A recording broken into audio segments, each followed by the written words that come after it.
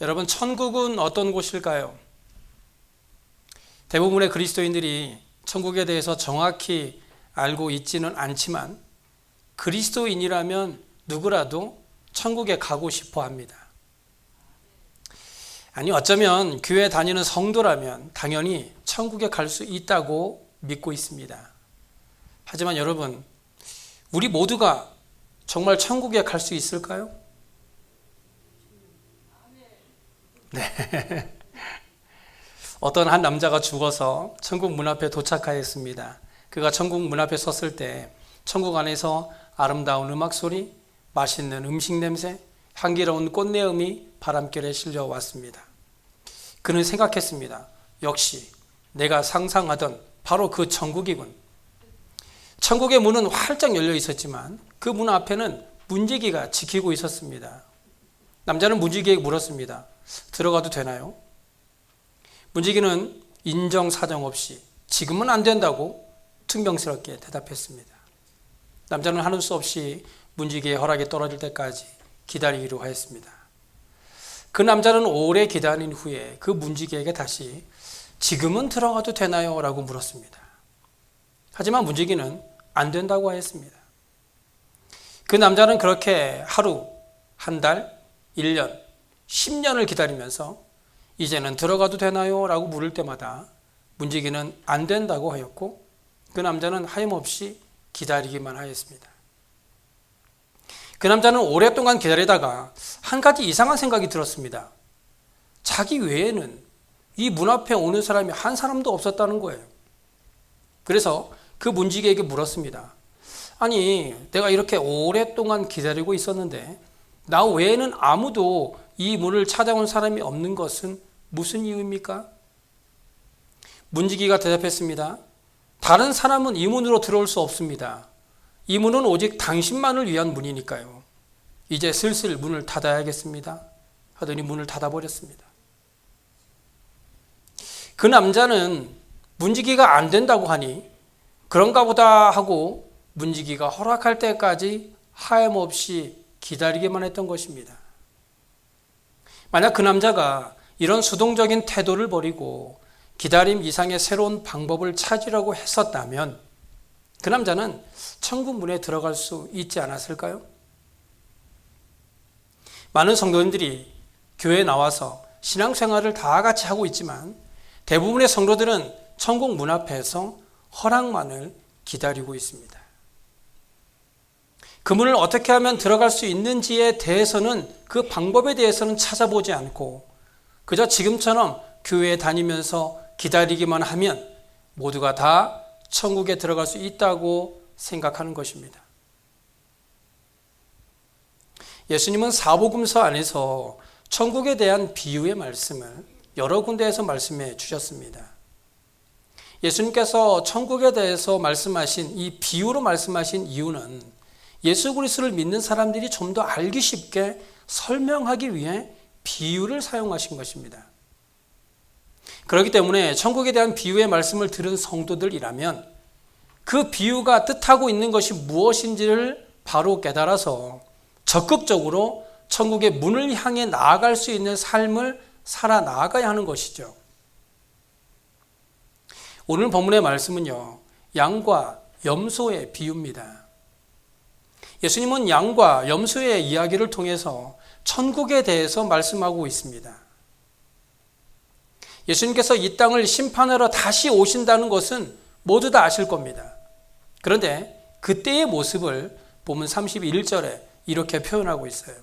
인자가 자기 영광으로 모든 천사와 함께 올 때에. 예수님께서 심판주로 오시는데 자기의 영광으로 오신다고 합니다. 사람의 영광이 아니라 하늘의 영광으로 하늘과 땅의 모든 권세를 가지신 자신의 영광을 가지고 오신다는 겁니다. 뿐만 아니라 혼자 오시는 것이 아니라 수많은 천사들의 수종을 받으며 오시게 됩니다. 그리고 그를 위해 한 자리가 마련되어 있는데 그것이 바로 영광의 보좌로 예수님께서 바로 그 영광의 보좌에 앉으십니다. 세상 법정에서도 재판을 할 때 재판장은 아무 곳에나 앉지 않죠. 재판장이 아무리 겸손한 사람이라고 할지라도 재판장은 낮은 곳에 앉지 않습니다. 재판장은 가장 높은 곳, 가장 가운데 자리에 앉아서 모든 판결을 선언합니다. 마찬가지로 예수님께서 심판주로 오실 때는 자기 영광 가운데 천사들과 함께 영광의 보좌에 앉아서 오시는데, 그 영광의 보좌에 앉으실 때 모든 민족을 그 앞에 불러 모으고 그 민족들을 분별하는데 마치 목자가 양과 염소를 구분하듯이 구별하겠다는 겁니다. 양과 염소, 여기 양과 염소가 있습니다. 양과 염소는 언뜻 보면 비슷한 듯 보이지만 사실 양과 염소는 전혀 다릅니다. 보통 목장에서는 양과 염소를 한 울타리 안에서 같이 키웁니다. 하지만 양은 순하고 뿔도 없고 하얀 털이 몽실몽실 덮고 있습니다. 그런데 염소는 성격이 거칠고 뿔이 있고 털이 짧습니다. 그런데 오늘 본문 33절에 보시면 심판날의 심판주이신 예수 그리스도께서 영광의 보좌에 앉으셔서 양과 염소를 오른편과 왼편을 구별해서 세우신다라고 말씀하고 있어요. 보통 사람들은 오른손잡이가 많죠. 제가 어렸을 때만 해도 젓가락질도 왼손으로 하지 못하게 할 정도로 왼손잡이는 정상적이지 않은 것으로 생각했었어요. 물론 지금은 많이 바뀌었지만요. 성경에서도 왼손보다는 오른손을 더 강하고 좋은 것으로 표현하고 있습니다. 오늘 본문 34절에도요. 양을 오른편에 두고서 하시는 말씀이 그때의 임금이 그 오른편에 있는 자들에게 이르되 내 아버지께 복받을 자들이여 나와 창세로부터 너희를 위하여 예비된 나라를 상속받으라. 오른편으로 구별된 백성들은 내 아버지께 복받을 자들입니다. 시편 1편은 복 있는 사람으로 시작합니다. 즉 그리스도인들은 복받은 사람들이고 복받을 사람들입니다. 왜냐하면 하나님의 나라가 우리의 것이고 하나님이 우리 아버지이고 우리는 구원받은 백성이기 때문에 세상과는 비교할 수 없는 축복을 받은 자들이기 때문이에요. 뿐만 아니라 예수님은 이 오른편에 있는 사람들은 창세로부터 예비되어 있는 하나님의 나라를 상속받을 수 있는 자들이다라고 말하고 있습니다. 상속이라는 것은 많이 배우고 잘난 사람들만이 받는 것이 아닙니다. 그 아버지의 자녀라면 누구든지 받게 되는 것이 상속입니다. 그 자녀가 좋은 학교를 나오지 못했어도 지금 변변찮은 직업이 없다 할지라도 상속받을 수 있습니다. 그런데 하나님의 나라, 즉 천국을 상속받을 사람들이 있다는 겁니다. 그 사람들이 오른편에 세워진 양과 같은 사람들인데 그들은 이미 창세 전부터 예비되어 있던 아버지로부터 복을 받도록 정해진 사람들, 즉 모든 그리스도인들을 가리키고 있습니다. 반면에 왼편에 있는 사람들은 어떤 사람들입니까? 41절을 보시면 또 왼편에 있는 자들에게 이르시되 저주를 받은 자들아 나를 떠나 마귀와 그 사자들을 위하여 예비된 영원한 불에 들어가라. 왼편에 있는 자들은 염소와 같이 구별된 자들인데요. 그들은 복을 받을 자들이 아니라 저주를 받은 자들입니다. 예수님께서 바리새인들과 서기관들에게 화가 있을지어다, 저주가 있을지어다 라고 말씀하신 것처럼 이 세상에는 저주를 받은 자들이 있습니다. 오늘 본문에서 이 사람들은 복받은 그룹이 아니라 저주를 받은 그룹입니다. 그들은 마귀와 마귀의 사자들, 즉 귀신들을 위해 예비된 영원한 불에 들어갈 수밖에 없는 사람들이다라고 말씀하고 있어요. 이 마태복음을 읽다 보면 두 가지의 그룹이 계속해서 나타나고 있는 것을 볼 수 있습니다. 마태복음 3장 12절에는요. 이 세상의 사람들을 알곡과 쭉정이로 구분합니다. 세상에는 알곡과 같거나 쭉정이와 같은 두 종류의 사람들이 함께 섞여서 살아갑니다. 겉으로 보면 절대로 구분해낼 수 없습니다. 어쩌면 쭉정이들이 세상에서 더 미남이고 미녀일 수도 있습니다. 더 성공한 사람일 수도 있습니다. 모두가 부러워하는 삶을 살고 있는 사람일 수도 있습니다. 그러나 영적으로 보면 그가 쭉정이일 수도 있고 알곡일 수도 있지만 사람의 눈으로는 구별할 수 없다는 거예요. 결국 알곡과 쭉정이의 구분은 바람이 불 때 그 안에 열매가 있느냐 없느냐로 알 수 있다는 겁니다. 또한 마태복음 7장 24절 이하를 보시면 반석 위에 집을 지은 사람과 모래 위에 집을 지은 사람이 나옵니다. 반석이신 예수 그리스도 위에 자기의 인생의 기초를 두어 어떤 폭풍과 심판과 위기 속에서도 결코 넘어지지 않는 사람이 있습니다. 그런데 반대로 모래 위에 자기의 인생을 세운 사람은 비가 내리고 홍수가 나고 바람이 불면 그 집은 크게 무너지고 맙니다.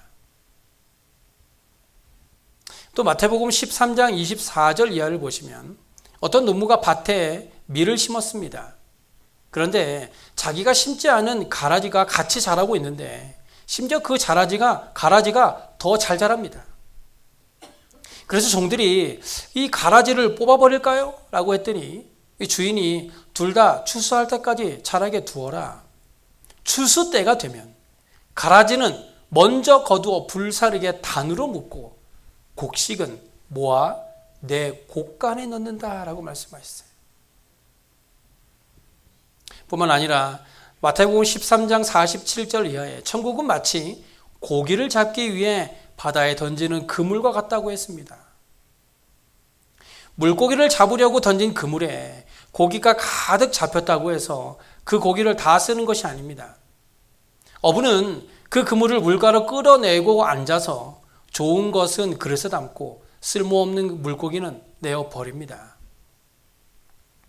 그렇다면 본문에서 예수님께서 비유로 말씀하신 이 양과 염소의 구분은 어떤 뜻이 담겨져 있을까요? 첫째로 심판은 반드시 있다는 것입니다. 심판은 반드시 있다. 예수 그리스도는 반드시 다시 오십니다. 지난 주간 말씀으로 시작하는 하루에서 다룬 본문이 바로 예수님께서 다시 오실 때의 징조에 대해서 함께 나누었습니다. 마가복음 13장 5절과 6절을 보시면 예수께서 이르시되 너희가 사람의 미혹을 받지 않도록 주의하라. 많은 사람이 내 이름으로 와서 이르되 내가 그라하여 많은 사람을 미혹할 것이다. 마가복음 13장에는 마지막 때에 일어날 일들에 대해서 말씀해 주고 있는데요. 특별히 이 마지막 때에는 믿는 사람들을 미혹하는 거짓 선지자들이 많이 일어난다고 했습니다. 지금으로 말하면 이단들이 많아진다는 거예요. 교회라는 간판을 내걸고 사이비 집단들이 성행을 하게 되니까 사람들은 교회가 저렇다면서 교회를 멀리하게 된다는 겁니다.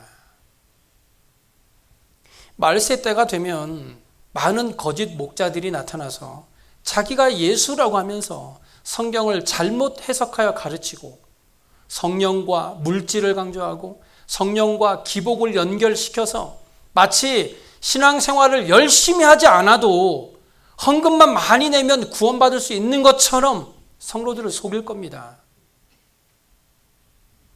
그런데 지금은 어떻습니까? 지금의 상황들을 살펴보면 이 땅에 이런 현상들이 너무 많이 일어나고 있습니다. 전쟁과 기근, 말씀을 어지럽히는 거짓 선지자들이 너무 많이 일어나고 있어요. 그래서 많은 사람들이 지금이 바로 말세의 때라라고 말하고 있죠. 말세의 때다. 그런데요, 또 이런 틈을 타서 그렇기 때문에 예수 그리스도께서 곧 다시 오실 것이니 가진 전 재산을 다 팔아 함께 모여 예배하면서 주님의 재림을 기다리자라고 말하는 사람도 있습니다. 하지만 마가복음 13장 32절에 그러나 그날과 그때는 아무도 모르나니 하늘에 있는 천사들도 아들도 모르고 아버지만 아신다고 분명하게 말씀하고 있다는 것을 기억하시기 바랍니다. 둘째로 이 양과 염소의 비유에는요, 주님이 다시 오실 때는 반드시 양과 염소를 구분한다, 즉 심판이 있다는 메시지가 있습니다. 히브리서 9장 27절에 한 번 죽는 것은 사람에게 정해진 것이요 그 후에는 심판이 있다고 말씀합니다. 사람이 죽는 것은 정해진 것입니다. 그런데 그 죽음 이후에는 아무것도 없는 것이 아니라 심판이 있습니다. 의인에게는 의의 심판이 있겠지만 악인에게는 악의 심판이 있을 겁니다. 왜 사람들이 죽음을 두려워합니까? 그것은 죽음 이후의 세계가 불안정하기 때문이에요. 모르기 때문입니다. 어떤 세계인지 알지 못하기 때문이에요. 하지만 믿지 않는 자들도 죽음을 불안해하고 죽지 않으려고 애를 쓰는 것은 죽음 뒤에는 심판이 있다는 것을 본능적으로 느끼기 때문입니다. 제가 어제 한 장례식에 다녀왔는데요. 이 장례식은 어느 교회 부목사님의 장례식이었습니다. 그분은 40대 초반으로 갑자기 심장마비로 소천하셨다고 했습니다. 저는 장례식을 참석하면서 참 여러 가지 생각들이 들었습니다. 하나님의 일을 하는 목사에게도 죽음이라는 것이 그렇게 갑자기 찾아오는 거더라고요. 어제의 장례식은요, 유난히 슬픈 장례식이었습니다. 젊어서 죽어서 그랬을까요? 하지만 그래도 이 사모님께서 나와서 말씀을 하시는데 참 천국의 소망이 무엇인지에 대해 다시 한번 생각할 수 있는 시간이 되었습니다. 누구나 죽습니다. 목사도 예외는 아닙니다. 그러나 그리스도인들은 죽음을 두려워하지 않습니다. 만약 여러분들 중에도 아직도 죽음이 두려우신 분들이 계시다면 오늘 말씀을 끝까지 집중해서 잘 들어보시기 바랍니다. 죽음이라는 것이 그리스도인들에게는 단순히 육신의 장막을 벗는 것에 불과합니다. 모든 그리스도인들에게서 있어서 죽음이란 영혼이 통과해야 할 문에 불과한 거라는 거예요.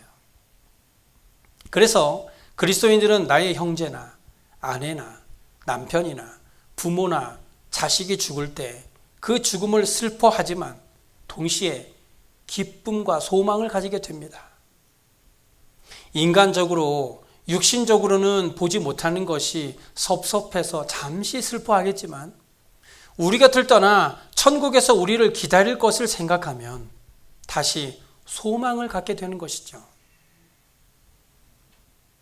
제가 얼마 전 처음 한국에 갔다 돌아오는 인천공항에서 그동안 느낄 수 없었던 이 공허한 마음이 들어서 정말 마음이 힘들었어요. 사랑하는 가족들과 마지막 인사를 나누고 미국에서도 거의 매일 하던 전화 통화도 이 인천공항에서 하던 통화는 너무나 다른 감정이더라고요. 내가 무슨 부귀영화를 누리려고 이렇게 다시 미국으로 돌아가나.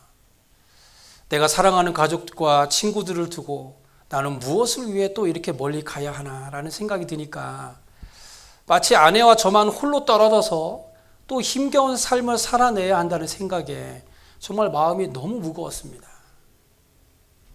옆에서 아내는 계속 눈물만 흘리고 있더라고요. 그래서 저는 아내와 함께 흐르는 눈물을 닦고 이제 다시 만날 날을 기대하면서 이제 다시 미국에서 우리가 선 그 자리에서 최선을 다해 하나님 모시기에 부끄럽지 않게 살다가 머지않은 날 곧 다시 한국에 나와서 좋은 얼굴로 다시 보겠다는 마음을 가지고 다시 미국으로 들어오게 되었습니다. 모든 그리스도인들에게 있어서 죽음이라는 것은 이런 것 같아요. 지금 저와 여러분이 이렇게 미국 땅에 이민 와서 사는 것과 같이 우리의 죽음은 천국으로 잠깐 이민 간 정도입니다. 우리는 언젠가 다시 만날 것입니다. 지금은 잠시 떨어져서 슬프겠지만 각자의 선 자리에서 후회 없이 최선을 다해 살다가 천국에서 다시 만날 때 기쁨으로 서로의 얼굴을 보는 것이 그리스도인들의 죽음인 것이죠. 요한계시록과 에스겔서를 보시면 그들은 하늘로 끌려 올라가서 영광의 보좌에 계신 하나님을 보았고 24장로들과 보좌를 보았고 그 앞에 전개된 엄청난 하나님의 세계를 보았습니다. 에스겔서에서 이 먹구름 속에 하나님의 은빛 광채를 보았고 하나님의 군대를 보았고 하나님의 천사를 보았고 하나님의 영광을 보았습니다. 성경의 여러 곳을 통해 천국의 모습을 우리에게 보여주고 있습니다. 저는 이곳에 계신 모든 분들이 이런 천국을 보게 되고 가게 되기를 바랍니다. 우리가 글을 읽어도요, 그 글이 믿어지게 되면 죽음도 두려워하지 않을 것입니다. 혹은 꿈이나 환상으로라도 천국을 보게 되면 더할 나위 없겠죠. 이렇게 우리 모두가 천국에 대한 확신을 가지고 살아가게 된다면 모든 사람들에게 있는 이 죽음이 우리에게는 두려움의 대상이 아니라 기쁨과 소망이 될 줄로 믿습니다. 그리스도인들은 죽어도 살 것이기 때문에 죽음을 두려워하지 않습니다. 오히려 죽음을 넘어서게 됩니다. 모든 성도의 죽음 뒤에는 영원한 나라와 영원한 생명이 기다리고 있는 것입니다. 그렇다면 이런 기쁨과 소망을 누리기 위해 우리는 어떤 삶을 살아야 할까? 지금 우리는 어떤 삶을 살아내야 할까? 그것이 바로 세 번째 이 비유의 메시지의 이유입니다. 천국과 심판은 현재의 삶의 태도와 아주 밀접한 관계가 있다는 겁니다. 즉 미래의 심판은 내가 현재 어떻게 사랑하고 어떻게 봉사하고 어떻게 신앙생활을 해 나아가고 있느냐와 관계가 깊다는 거예요. 오늘 본문에 양과 염소의 이 비유의 핵심은요, 우리가 받은 은사를 가지고 그 은사를 이 땅을 살아가면서 어떻게 사용하면서 살아가고 있느냐 하는 것입니다. 우리 주님께서 반드시 다시 오셔서 우리가 주님을 만나게 될 텐데, 그렇다면 그때까지 성도들은 어떻게 최선을 다해 받은 은사를 가지고 주님을 만날 준비를 하느냐 하는 것입니다. 35절과 36절을 보시기 바랍니다. 내가 줄일 때에 너희가 먹을 것을 주었고 목마를 때에 마시게 하였고 나그네 되었을 때에 영접하였고 헐벗었을 때에 옷을 입혔고 병들었을 때에 돌보았고 옥에 갇혔을 때에 와서 보았느니라. 이 말씀은 예수님이 오른편에 있는 자들에게 하신 말씀입니다. 양으로 구별된 오른편에. 그들은 주님이 오시기 직전까지 이런 삶을 살았기 때문에 오른편에 와 있는 겁니다. 우리는 여기에서 예수님이 배고픈 자로 오셨고 목마른 자로 오셨고 나그네로 오셨고 헐벗은 자로 오셨고 병든 자로 옥에 갇힌 자로 오셨다는 것을 알 수 있습니다. 이런 말씀에 대해 의인들은요 37절에 이렇게 말해요. 주여 우리가 어느 때에 주께서 줄인 것을 보고 응십을 대접하였으며 목마른 것을 보고 마시게 하였습니까? 라고 물어요. 예수님의 대답은 40절이죠. 내가 진실로 너희에게 이르노니 너희가 여기 내 형제 중에 지극히 작은 자 하나에게 한 것이 곧 내게 한 것이라. 예수님의 말씀은 너희들이 세상에서 잊혀진 자, 버려진 자, 소외된 자, 지극히 작은 자 하나에게 한 것이 곧 예수님에게 한 것이다 라는 겁니다. 주님은 우리가 놓치기 쉬운 것, 우리가 무시하기 쉬운 것, 우리가 포기하기 쉬운 그런 작은 한 사건 속에 계시다라는 거예요. 다른 사람이 알아주지 않는 그곳에 바로 우리 주님이 그곳에 계신다는 겁니다.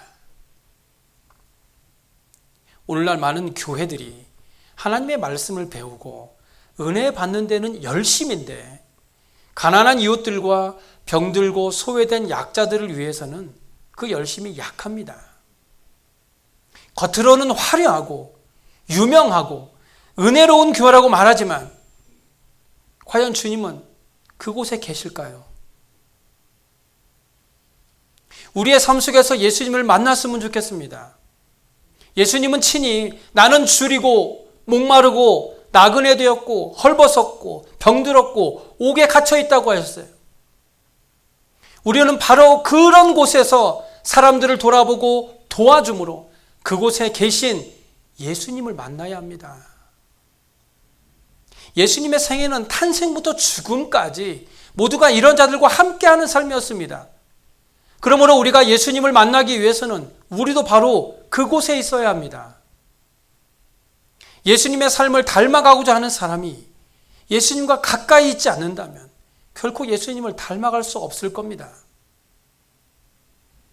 그러므로 예수 그리스도께서 이 땅에 언제 다시 세상을 심판하러 오실지 아무도 알 수 없으나 우리의 손길을 필요로 하는 사람들을 만나고 그들을 도와주며 그들에게 예수 그리스도의 복음을 증거하는 삶을 통해 바로 그곳에서 우리 주님을 만나게 되므로 이 땅에서도 천국에서의 기쁨과 평안을 누리며 살아가는 저와 여러분의 삶이 되시길 간절히 소원합니다. 기도하겠습니다.